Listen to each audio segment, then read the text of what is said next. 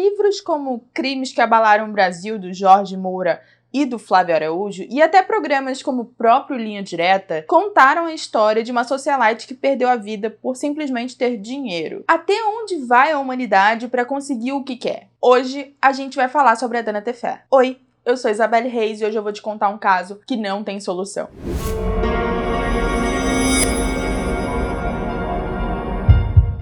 Nascida na antiga Tchecoslováquia em 1921, Dana Edita Ficherova era nascida de uma família rica lá de Praga. A Dana, ela fazia parte dessa sociedade um pouco mais elevada, vamos dizer assim, e ela nunca precisou trabalhar. Essa convivência que ela tinha com pessoas mais ricas e mais importantes da sociedade resultou em 3 casamentos, isso mesmo. 3 casamentos. O primeiro casamento dela foi com um político militar fascista na Itália, chamado Ettore Muti. Já na Espanha, ela conheceu um notório dentista chamado Alberto Dias, com o qual ela se casou pela segunda vez. E logo depois de separar desse dentista, ela conheceu um jornalista mexicano chamado Carlos de Negri e se mudou para a América Latina. A Dana, ela estava muito acostumada a ir para diversos países, a viver em diversos lugares. Por isso ela achou uma boa ideia vir morar no Brasil. E em 1951, ela decidiu entrar nas terras tupiniquins.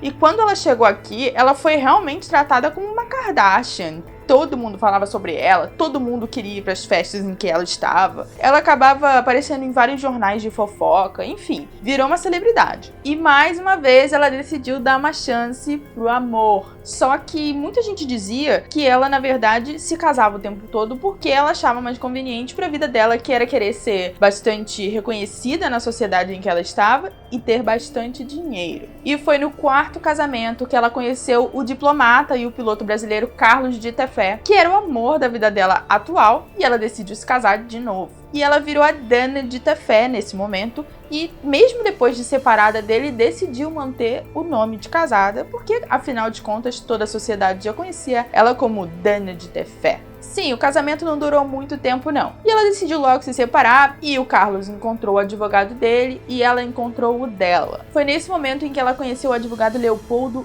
Heitor, que começou a mexer nos trâmites de desquite, né? Apesar de ser uma maneira muito ruim de acabar um casamento naquela época, ser desquitada era horrível, a Dana não tinha medo disso não e decidiu se separar. Só que, como a gente sabe, naquela época a misoginia e o machismo eram muito fortes. Não que atualmente não seja, mas naquela época era muito pior. E ela não podia nem ser vista conversando com outros homens, que as pessoas já falavam muitas coisas, como foi o caso do Leopoldo, que ela contratou como advogado e muitas vezes era encontrada conversando com ele, e muitas pessoas já tiravam conclusões que ela estava tendo um relacionamento com esse advogado, que era casado. Mas era bem verdade que muitos rumores eram verdadeiros, como era o fato de que ele não tinha uma reputação nem um pouco boa. O Leonardo já tinha sido processado por estelionato e por roubar o direito de outros clientes e fazer a vida deles um pequeno inferno. Mas mesmo com toda essa reputação bastante legal, não é mesmo? A Dana decidiu confiar nele e ele era um grande amigo. Mas a pergunta que ficava no ar era por quê? Essa pergunta não foi respondida. Mas o que deu pra ver até agora é que a Dana era uma pessoa muito livre e ela sabia que se ela precisasse trabalhar, ela trabalharia. Se ela precisasse trocar de país, ela faria do mesmo jeito. E se ela precisasse ter outro casamento também, era com ela mesma. Por isso ela decidiu viajar do Rio de Janeiro até São Paulo com o Leopoldo. E é aí que as coisas começam a ficar muito estranhas.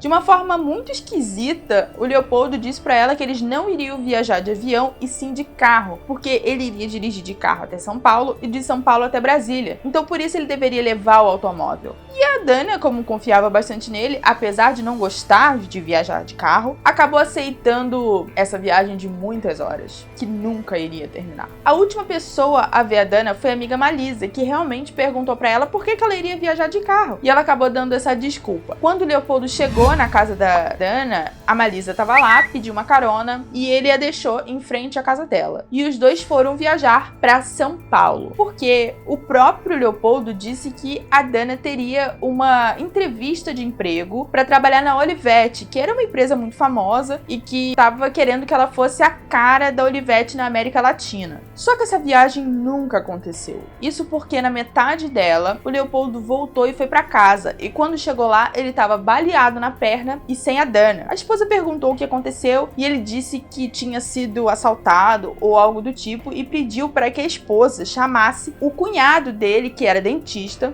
para ajudá-lo com o machucado. E a esposa fez isso, mas o dentista falou: olha, você vai ter que ir para o hospital. A todo momento, para a família, ele insistia que estava sozinho durante a viagem. Com um nome falso e bastante nervoso, Leopoldo pediu para que ninguém ali da equipe médica que trabalhou no caso dele falasse que ele esteve ali. E toda essa movimentação aconteceu no dia 29 de junho de 1961, 10 anos depois da Dana colocar os pés no Brasil. Ao perguntarem naturalmente sobre a Dana, ele inventou 3 desculpas diferentes. A primeira, para mim, é a surreal. Ele disse que ele estava jantando com a Dana e aí, em algum momento, ela encontrou um conhecido da Tchecoslováquia e aí eles falaram um pouco e ela acabou dizendo pro Leopoldo que a mãe dela estava viva e estava num asilo em Praga, e ela queria ir pra lá imediatamente. Então ela deixou uma carta com ele e simplesmente foi pra Europa, sem dinheiro nenhum, mas foi. E aí, quando ela chegasse lá, ela pedia pra ele vender os bens dela. Ela tinha um apartamento de 25 milhões de cruzeiros, se eu não me engano, que dá mais ou menos meio milhão de reais, e que vendesse algumas joias também pra que ela pudesse tirar a mãe do asilo. Eu acho que seria muito dinheiro pra tirar uma mãe de um asilo, mas foi essa a desculpa que ele inventou. Pouquíssimo tempo depois, ele se mudou pro antigo apartamento da Dana com a família toda,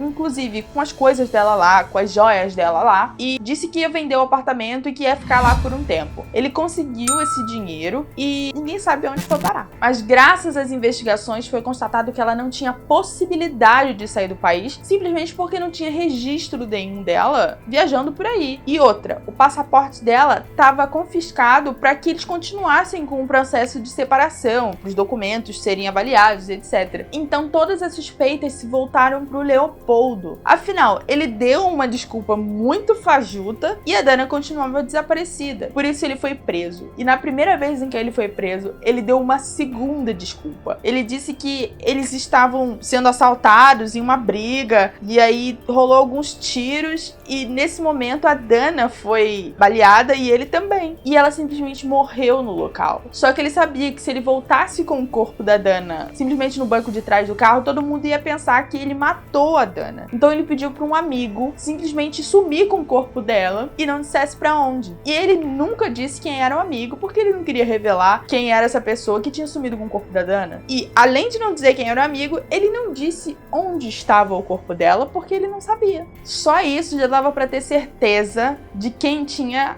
acabado com a vida dela. E fora o fato dele, dias depois do sumiço, ter mudado pro apartamento dela e ainda ter vendido os bens da Dana, isso já deixava bastante o motivo e como aconteceu. E ele conseguiu embolsar esse R$500 mil em apenas 9 meses, graças às procurações que ela assinava para ele tomar conta do caso, que ela estava se separando do marido. E nenhuma das 3 versões que ele contou tinha sequer cabimento ou até alguma prova de que realmente tinha acontecido. Na terceira, o Leopoldo contava uma história cheia de volta que juntava um pouco de tudo que havia já especulado na mídia e o que ele tinha falado e terminava por incriminar o Tenente Bandeira. E graças a uma série de testemunhas e algumas outras questões da ocasião, ele acabou sendo condenado a 15 anos de prisão em um processo considerado ilegítimo pelo STF. E ele já tinha cumprido 7 anos de prisão quando deixou a cadeia. E como é que ficou a história do Leopoldo? Ele foi preso com a acusação de que ele matou a Dana na intenção de roubar os bens dela, mas ele conseguiu fugir 2 vezes da prisão.